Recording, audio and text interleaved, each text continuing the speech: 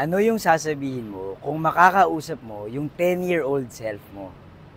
May nagtanong sa akin yan kanina at ito yung sagot ko. Story time. Nakatira ako nun sa probinsya at lumipat ako ng school. Pumunta ako sa isang Catholic school sa isang syudad sa Metro Manila. Siguro ang sasabihin ko sa kanya ay huwag kang mahihiyang gawin yung mga bagay na masaya ka. Na habang tumatanda ka ay mai-insecure kang gawin ang madaming bagay. Kasi madaming tao ang magsasabi sa'yo na mahina ka, mahirap ka, at hindi mo kaya. Ikakahon ka ng mga tao sa kung ano yung dapat mong gawin at kung sino ka lang. Madidiscover mo na lang yung confidence na kaya mo palang gawin yung mga bagay-bagay kapag matanda ka na. Sana wag kang matakot subukan yung mga bagay na kaya mong gawin at gusto mong gawin dahil lang sa sinasabi ng ibang tao.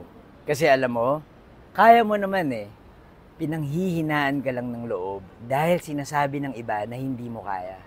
Ayun lang, ikaw, ano ang sasabihin mo kung makakausap mo yung 10-year-old self mo?